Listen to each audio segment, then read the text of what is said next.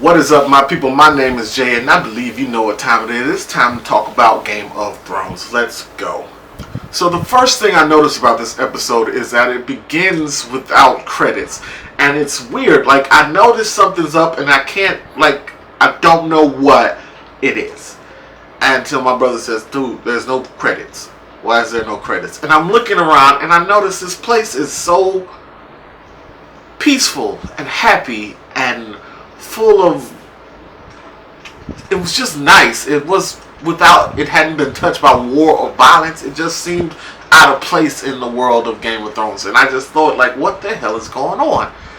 Until I saw the guys carrying the logs, and then one guy was carrying the log by himself, and he was kind of limping as he was carrying the log. And I said, holy shit. It's the fucking Hound! It's the Hound! And then they show his face, and I'm like, yeah, no, that's the Hound. That's totally the Hound. Holy crap. Wow, this is crazy. So a whole thing happens with him, and he's like dealing with this whole redemption thing, and he's not in the faith or anything, but he feels that he should have some punishment for what he's done. He knows what he's done is wrong, and he's feeling like a guilt, and that's a good thing. Good for him. It makes you think if the whole Clegane Bowl is going to happen, it's probably kind of confirmed by him still being alive. And it's interesting. It's really interesting, and it's good to see that he's there. He's, trying to take this path of peace, and then these guys from the Brotherhood come and ruin it by killing everybody, and it's weird. He picks up the axe at the end of that whole thing, and it's like, brother man is going to work. He's going to go find them. He's going to go hurt somebody.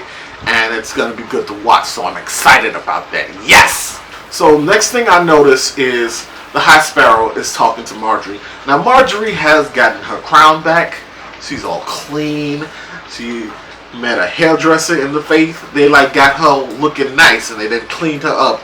Which means clearly she started to play ball from last week. And it's working out in her favor. That's good, I guess. But she's talking to the High Septon, the Sparrow guy, and he says, oh, I heard you're not fucking your husband. And I'm like, wow, you and Tom are talking about that? I understand. Tom is like, look, man, I'm 15, my dick's a little dry, I'm trying to get it wet. What's up? Is it cool? And they have this conversation, and she's very reserved, oh, but I know, but I don't have the desires anymore because of that, and I don't have the desires. And the High Sparrow said something which I felt was possibly one of the grossest things I've ever heard. And it's sad but true in a lot of religions and in a lot of marriages. He's like, oh, the women don't really need to feel the desire. Just lay on your back and take the dick. And I'm like, and this is cool? This is in that book? This is all cool? And apparently it is. They have this conversation, and he basically tells her after that, you need to check your grandma, or else I don't know what's going to happen. We might have to put that old bitch in the home because she tripping, right? And so that leads us off to the next scene where she speaks with her grandmother. She's got that big scepter Unella lady there, and her grandma's talking shit like, I could have you dragged outside and beaten like the dog you are, you old bitch. And I'm like, whoa, grandma, Queen of Thorns. Them thorns a little too big. You need to calm your nerves. And she's threatening her, and she's aggressive. And she's like, what the fuck, man? What the fuck is going on? You got this whole thing going on, and you done brought the king into the faith. Are you saved? Have you fallen for this shit? Or what's going on? And they have this conversation, and she's like, the light of the mother may bless you. And she's like, fuck the mother. Okay, are you in this shit or not? And she gets this moment where she grabs her hand and she hands her a piece of paper, and it's cool. And she sees the paper, and it's a picture of a flower, and she's like, alright, I guess Margaery got this. I'm going to leave. I'm going to say some real shit to Cersei, and then I'm going to leave. Which she does. She sits Cersei down and basically says, look, bitch, you fucked this whole shit up, okay? You took a kingdom and you ruined it. I don't know how. You're the worst person I've ever met. You're terrible. You're terrible at ruling, you're terrible at parenting, and you're just all around terrible. Holy shit, you're a bad parent. Good God.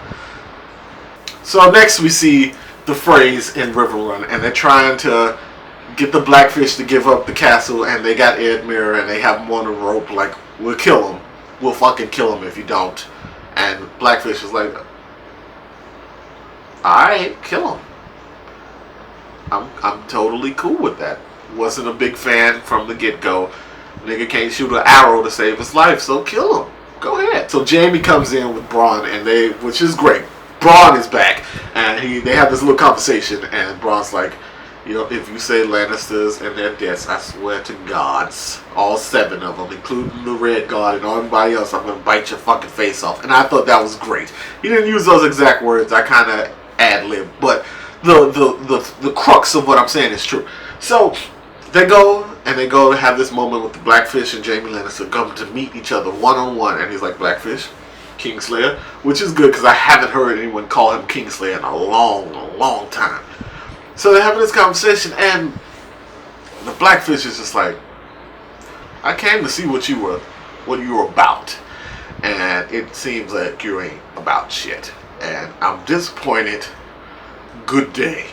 Right? And they just left, and I was like, wow, the Blackfish is a bad mother. Shut your mouth. And then you think about it, I'm like, I don't see how he could make it to the north to help, though.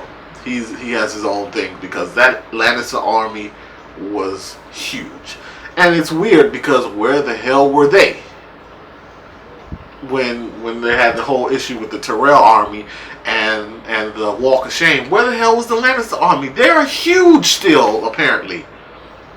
Didn't see them. Don't know. I'm not sure why, but we did not see them. I thought that was weird. This is probably my favorite scene of the whole episode, which is weird. I'm going to admit that up front.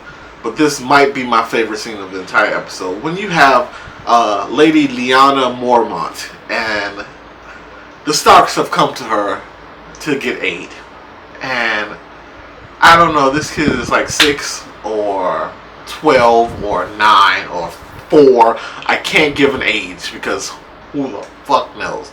But she's there, and she's so like adultish and refined and like proud and strong, and I'm sitting there like, this is a tough ass little bitch, holy shit. And they're coming to her with this information. They're like, look, we need your help, blah blah blah blah blah. And they're like, you're not a Stark. Are you you're either a Lannister or a Bolton, depends on the day of the week, so I can't help you, and you're a bastard, you just a Snow, so what do I do? And she's kind of got them all cornered up against the wall. Nobody really can break into what she and get her help. That's what Brother Seaworth does best. Like, anytime he has to come, he's good at getting people on his side. He did it with the Iron Bank. He's going to do it right now with Lyanna Mormont, and he has a conversation that explains to her, look, your house is great. We need your help. There's a lot of shit going down. Look, there's this petty little war we're having right now with the Boltons. Sure, that's a thing. But there's shit coming from the wall. There's things coming from up there that you're going to need some help with. You're going to need some help with. If you want to keep your people safe, this is what we need to do. And she bought it. And she was good. She was right to buy it. After that entire thing trying to sway her to their side, they do it. Which is great. And then this little motherfucker opens her mouth and says, I have 62 men. I'm sorry, how many men? 62. No, ma'am. No. 62? Nigga, that ain't even a gang. 62 men? I would have beat her little ass like, they would have, like, I would have pulled out long claw and beat her ass with it. Even though it's technically her ancestral sword, I wouldn't have gave a good goddamn 62 men. 62? Just personally, I would have been like, oh no, nigga, no, we ain't go through all this. I ain't beg you for 62 men. You better bring some women and some bears for real. So we get this scene of the Starks, another scene of them trying to garner support from another house. And it's not going well. It does not go well at all because of the events involving the Red Wedding and a lot of things involving Ironborn. A lot of things went wrong, and the Starks weren't there to help them. So they're not really like super keen on joining the group. And they have this argument, and it's just, it doesn't work. It doesn't work well. And they ask them a bunch of questions like, how many other people you got on your side? Who is your side? And they're like, oh, it's wildlings and 62 people from the Mormonts. And I'm like, nigga, I don't know. No, thank you. Thanks for the offer, but no, I'm going to go ahead and say no. Which is smart on their side. I get it. It's cool. I understand. It kind of sucks, but it is what it is. But then there's an argument between Sansa and Jon, and for a split second, I felt like she was going to say, look, I'm a Stark, you're not, okay? She was going to pull rank. And she didn't. She didn't, but she kind of did anyway when she went and wrote the letter to Peter Baelish to get the... Why? Why would you trust Peter? Why would you trust him? He just fucked you over. Why would you trust Peter Baelish? What's wrong with you? I know you need men, but come on. Peter Baelish? Seriously? Good luck. Good luck. You're going to need it. You're going to fucking need it. Good luck. Now it's time to get to the most important part of this whole episode. And it's only because there was no Bran, there was no Khaleesi, there was no Tyrion, there was no Varys. Yeah, so, but that's beside the point. The point is, Arya is going home. Okay? She's going home. Arya's going home, which is fantastic. Finally, you've been screwing around in Bravos. There hasn't been a lot for you to do, but finally you are going home. Yes. Okay? Great. Now, she planned it out. She got booked passage on a ship to leave the next day. She's planned this stuff out. She is ready to go home. She's standing there looking out at the water at the Titan of Bravos, where she will sail through to leave Bravos in the next day. She does not notice this old bitch walking up to her. The moment I saw this old bitch walking up to her, I said, no, it's her. It's the fucking waif. Come on, Arya, look, notice her.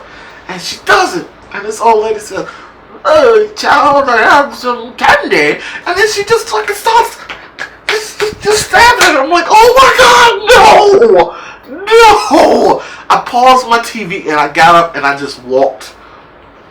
I just walked back and forth because I'm like, God damn it. Come on, like, you train with these people. You know how they work. You know how they get down. You telling me you couldn't notice this was going to happen? What's stressful is after that happened, she fell off the bridge and into the water and she hid. The waif left, and then she was running through the streets trying to find, help or shelter. And now she's like, oh, I can't trust anybody. Anybody could be the faceless man. You should have been like that at the beginning, okay? From the moment you decided to leave and go home, you should have treated everybody like they was a faceless man. And you didn't. And that got your ass stabbed. Now, is she dead? No. Will she die? I hope not. I really hope not. I feel like it's a situation where like a debt needs to be paid and it needs to be a life. So if she can kill the waif, it'll be fine. If the waif kills her, it'll be fine. Regardless, there needs to be a life that is taken. And it's down to those two. So she just needs to survive and she needs to kill the waif's ass. And I hope she does somehow. But you gotta go. That ship's leaving tomorrow. You need to go. Just saying. You need to fucking go. You need to make your own face or something. And you need to find this bitch and you need to yep off her and go about your business. I hope you're able to do that. And we'll see what happens next week. But for that, I'm just saying, holy shit, that was a good ending. It pissed me off because, like, Arya, like, we invested so much time in you. You cannot just, like, this is not how it goes. This is not how it goes. Whew. Alright, man. Got 3 episodes left. Thanks for watching. Thanks for subscribing. Check out my channel. I got a lot of other videos. Blah, blah, blah, blah, yada, yada. I'll see you guys later. Deuces.